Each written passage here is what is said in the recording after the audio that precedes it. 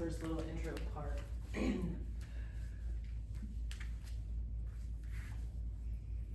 Welcome to Yoga Therapy for Healthy Joints. So today we'll have quite a lot to cover. So how in general it will flow will be the first 15 minutes I'll be introducing the concepts that we'll be doing in practice and the concepts that I find to be most important to empower each of you to take care of your joints. I'm not going to go into things like what is a joint and how do joints function in detail. But what I am going to do is breeze over key concepts that help you know what to do to take care of your joints and help you kind of decide different ways that you move, that you in particular need to move to take care of what you have going on in your body. Because that is really what would define what makes something yoga therapy versus yoga. So yoga is a vast subject with much to learn and much history and much influence. And what we do now in studios is kind of this mongrel of a lot of different things that's been kind of put together based on what we need it to be. And it's such a vast subject that it can do that. It can become whatever we need it to be. If we need it to be goats, it can be that.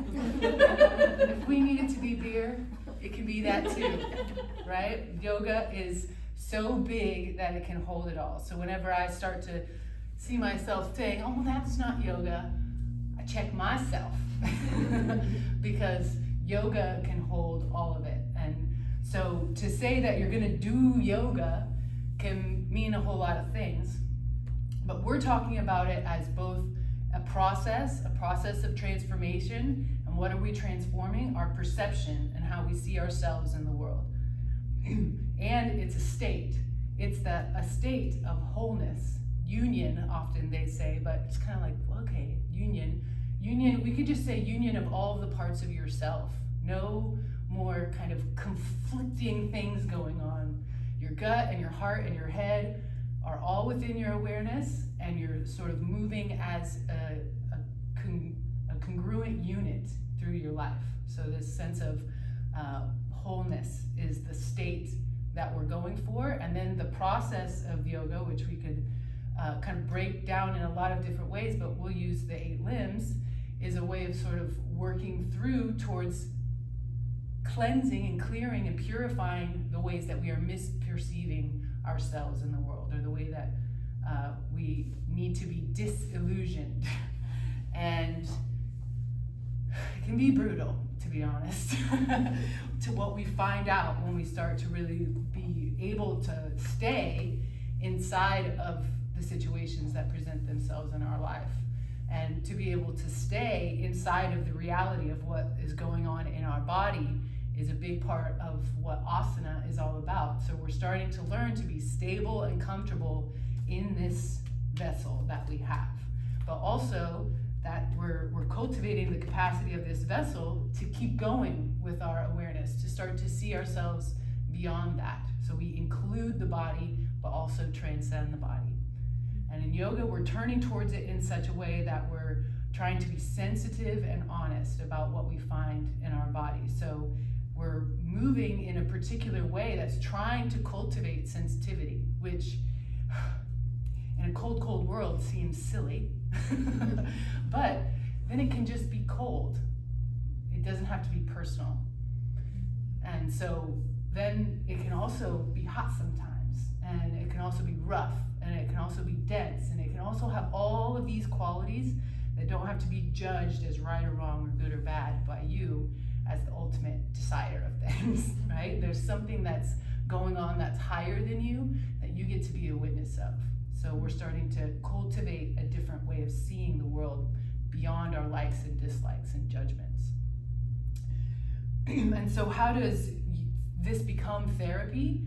Well, whenever a trained practitioner starts to apply the tools and principles of yoga to you in your life and your life circumstance. So it becomes therapeutic when I see you and say, what what's the needs of this body, of this life, of this this set of desires and goals. And then I can help you not pay attention to a whole lot of things that are also yoga, but pay attention to the things that are going to deeply touch and impact your life. And so rather than having to learn everything that you might know about yoga before you take it on as something that you might try and do, yoga invites you to find a piece of whatever is out there that you find that gets called yoga, and try it as though you're a scientist performing an experiment. So you're not taking on what you're hearing or doing as a new belief, but rather seeing for yourself what's it like in your body when you do this. And so, I'm going to use a lot of my posture and my body to teach, because I don't want to wait till I'm dead to donate my body to science. But I'm the scientist. I'm the one doing the experiments, and I'm the one trying to keep my own biases in check as I do that. And so to do that, it really requires a teacher. It requires an outside set of eyes seeing you and being like, is that true? Is that true about you? Or mirroring in some way some higher understanding when we're sort of caught or looping or seeing ourselves in ways that are not real, which can really happen. So again, the therapeutic part is that it's for you and about you. So today we're hoping to find out something for you about your joints and what you need to do for those joints to be healthy. And so that's going to require feeling in your body. So what today is kind of a combination of workshop and guided practice. Whereas in a normal guided practice, I would just be guiding the practice. I wouldn't be saying, and also this joint does this, and now you're moving into extension, and then let's move into flexion. And I wouldn't be saying all the sort of details that I'll be giving you as they pertain to what I teach you at the very beginning, because this is kind of an experiential learning session, which is what I have come up with to call it.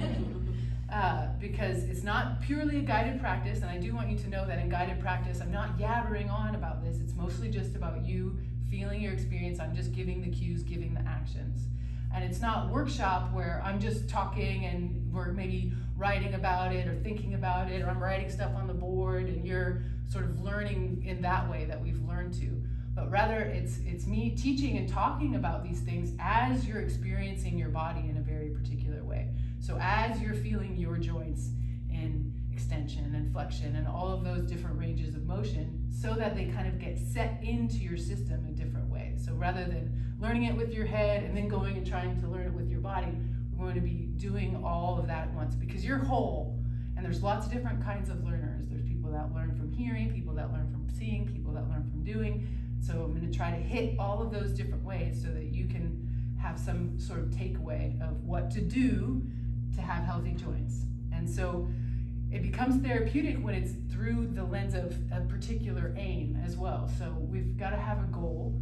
In yoga therapy, my goal for my clients and students is a pain-free, upright walking gait, so that you can just do that, walk on with all of your centers in alignment through the fire, because that's what it's like.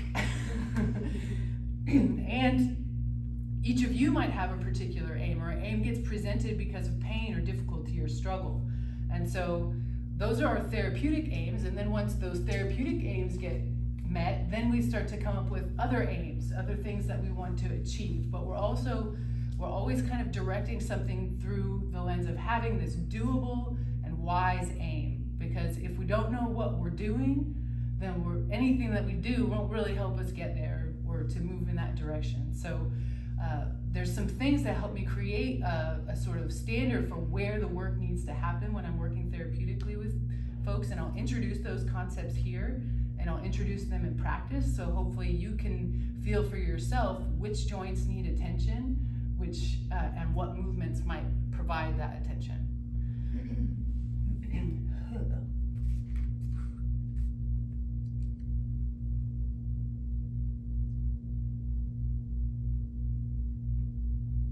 So how I order things in the class is important. It's following a principle that is called Vinyasa Krama. I'm just gonna sort of outline the things that make the stuff that we're going to do yoga rather than physical therapy or every other modality that there is. What makes this therapy yoga and not occupational therapy or every other kind of movement-based therapy?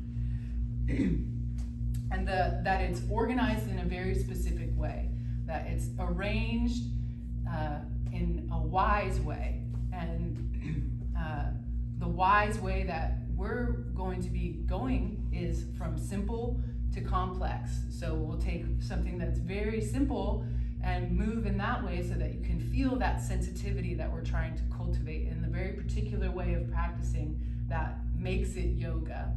And then I'll add on complexity wisely and in a step-by-step way. And it's that step-by-step wise way that is something that yoga in particular teaches us. And it sounds super like duh when you hear it, like of course you would do what's simple before you do what's complex, but that's not really how people approach goals often. Have you ever thought you're just gonna change the whole thing at once? You're just like, okay, I know what needs to happen here. I'm gonna become someone totally different and I'm gonna do it. And then you see what happens, the backlash to reality, to the way that you be, the way that you really are. And so there has to be an acceptance of the way you really are, and so that you can find a doable, achievable goal to take the next step.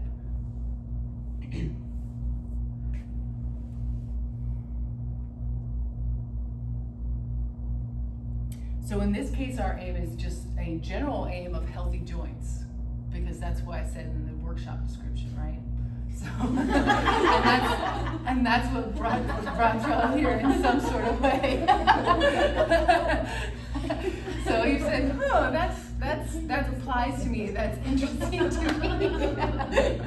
That pertains to me because I have some need for improvement in the function of my joints. And so that's what I'll be teaching about, and kind of these general broad principles are what will help you understand what it means to have healthy joints and how to get there. There is something that you need to know a little bit, and so this is where kind of a bit of brief lecture will come in. So there is a model that helps you understand what joint is meant to be doing what thing and what joint is not supposed to be doing that. And there's an intuitive way that we kind of see and we know, right? We know that's not right. Whatever's going on in that joint, that's not how they normally go. And we all have that intuitive knowing about quality movement. And again, whenever I say these things about your joints, it'll kind of be like, yeah, obviously. But the way that can help you when we embody it is that you'll understand maybe that the joint that's that has the pain isn't the joint that needs the work. And so this joint by joint model kind of helps you determine where your time and energy will go to make an impact in pain, which is what I mean by alleviate.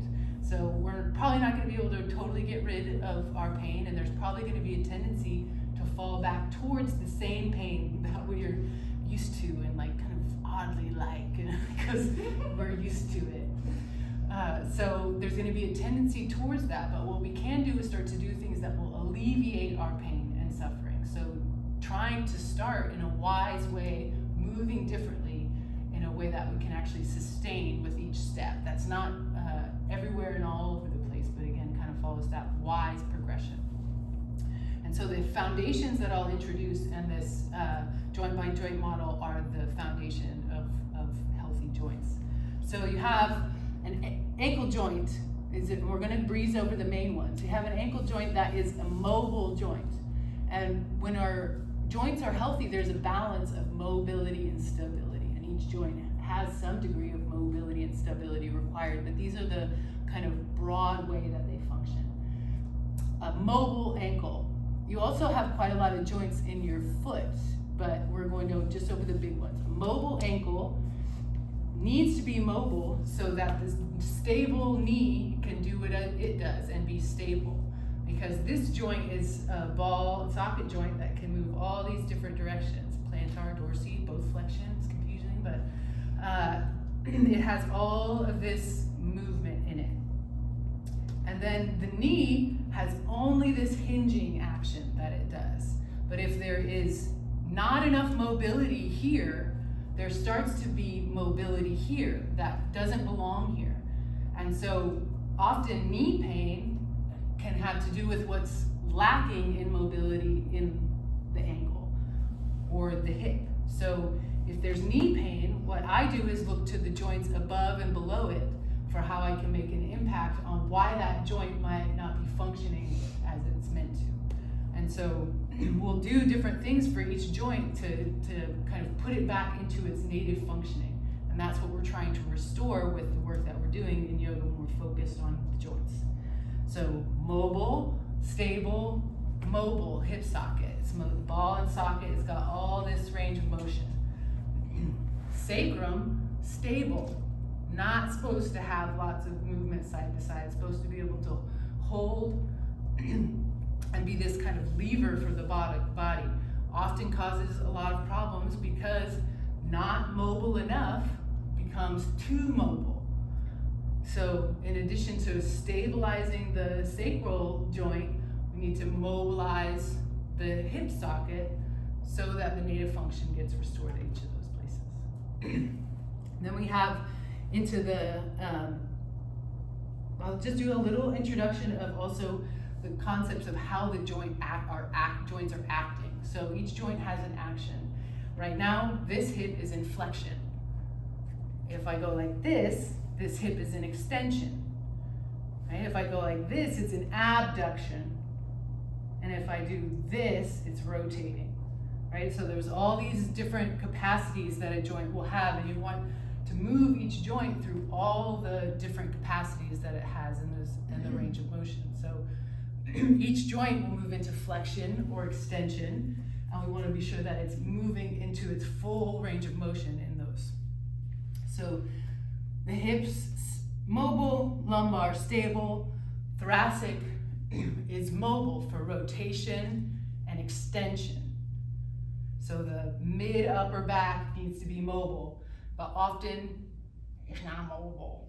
Guys, locked down because it gets stabilized in this position. And so much of the work that I do with folks has to do with the reversal of those things and restoring the rotational ability of the thoracic so that the stable function of the lumbar can be restored. Because what happens is if the thoracic can't turn, instead the lumbar turns for it. And so the movement gets moved to where it doesn't belong, and that's where injury or wear and tear starts to occur.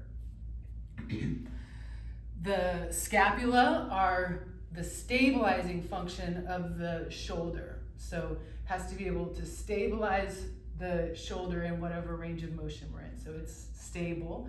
And then the, can't read my own writing, the shoulder joint.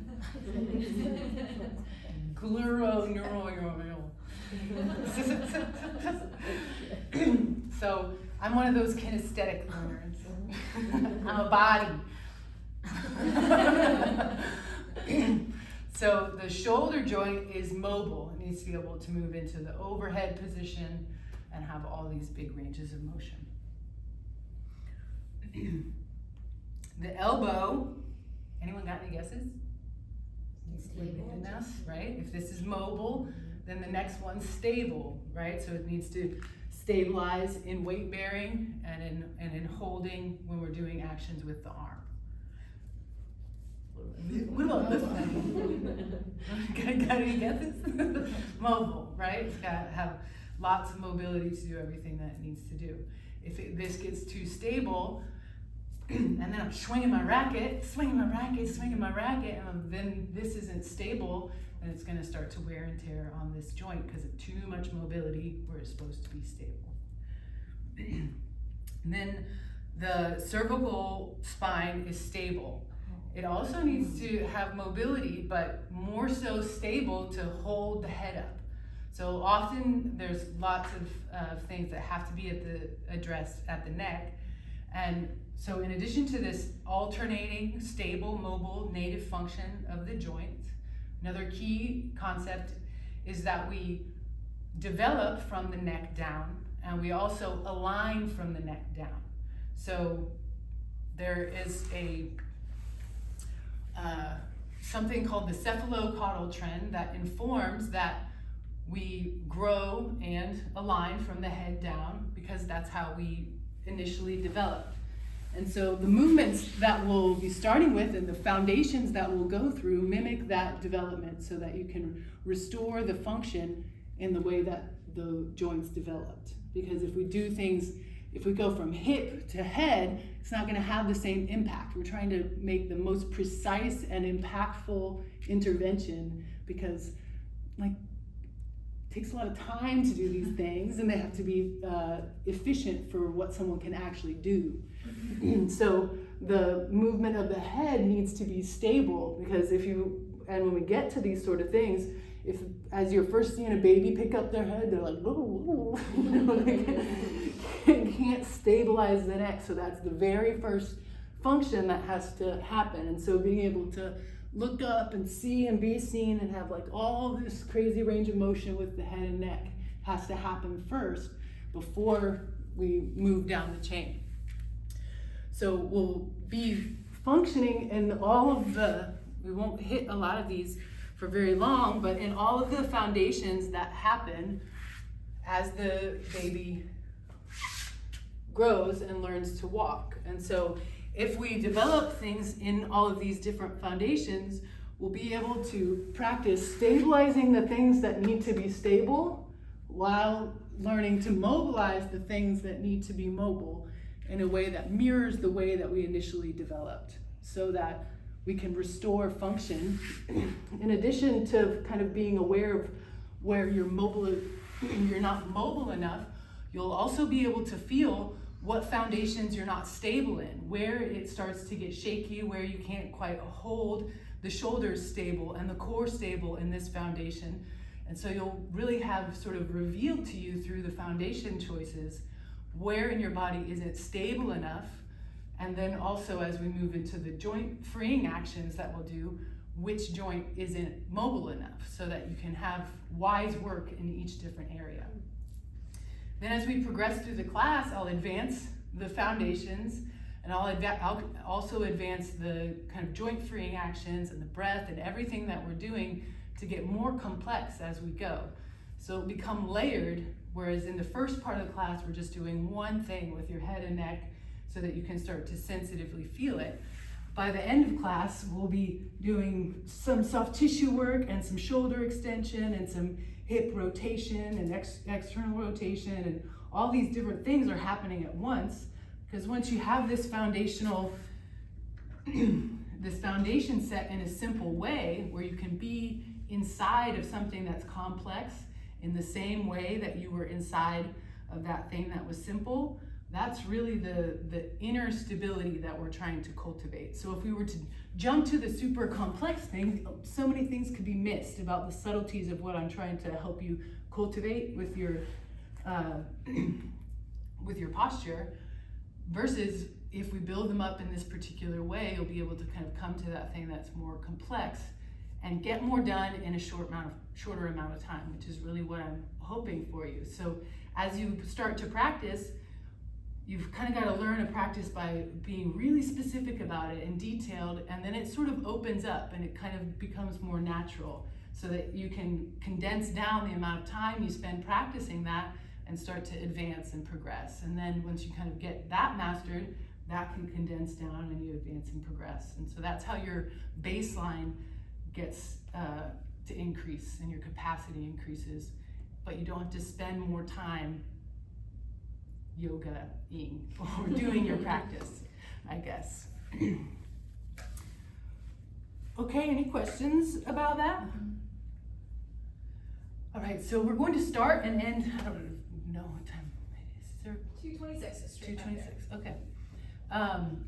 We're going to start and end class with a wall stand, which is kind of a gauge and a guide for you to feel the contrast of what your joints are like and your mobility and your stability at different places.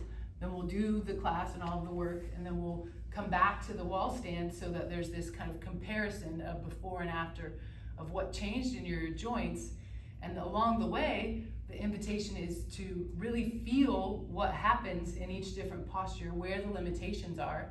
The last 15 minutes of class will be processing and helping you kind of make conscious what was previously unconscious and unfelt. So what you learned about yourself.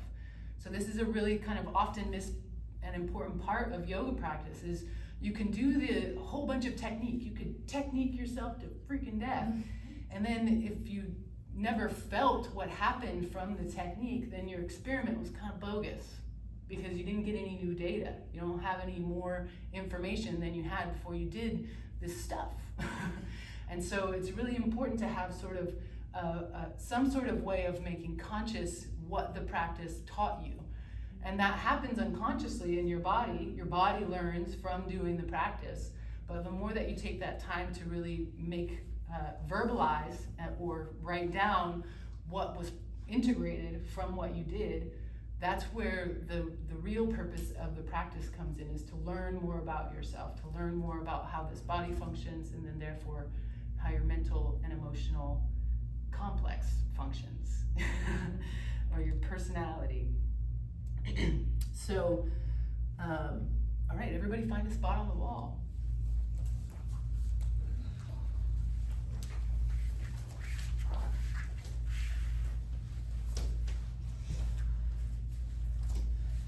We'll start with the feet together and the heels as close to the wall as you can.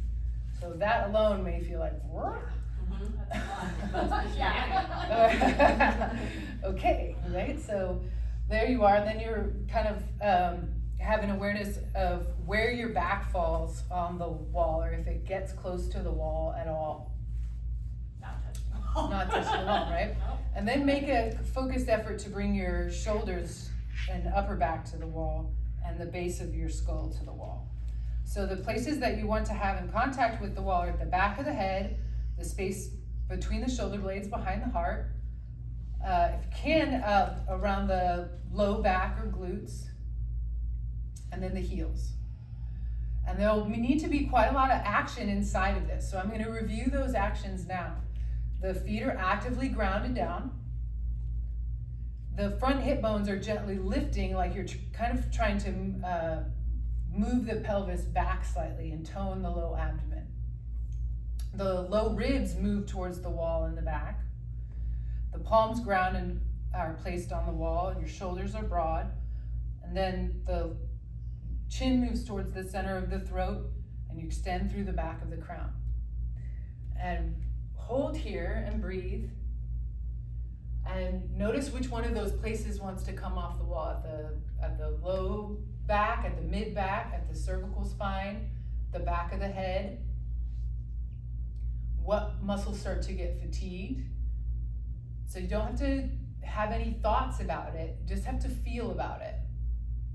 So breathe and just notice the sensations.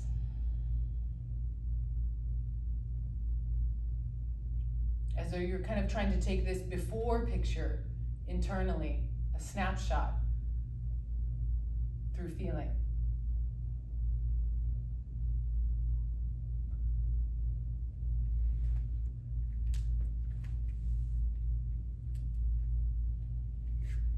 As we move through, each of the different segments that we do will be 90 seconds, because 90 seconds is about the time it takes for the nervous system and the fascial system and everything to kind of come into a place where there's a shift that happens, that there's really some sort of conscious digestion of what's taken place. And you may find that 90 seconds feels like an eternity, because it is. When you're really deeply sensitively feeling and kind of trying to take action in a different way. So see if you can take all those actions internally and then subtly soften your effort to where that effort felt effortless. So you're taking the actions that I mentioned, feet ground, front hip bones lift, the rib cage moves slightly back, the shoulders broaden, the hands broaden, the head ramps, but you're finding something that's like effortless effort, an engagement without gripping and over engagement. So this is a key component of what makes the way that we're moving yoga. Steadiness and ease are the barometers that we're trying to stay within and meet with the way that we're taking action. Okay, one more deep breath to sort of set in this before picture, and then don't kind of come out of the pose, just take one step forward. So you're no longer on the wall and you're freestanding. And just take a few deep breaths there. And notice where in your body feels fatigued, where in your body feels nothing, numbness, lack of feeling.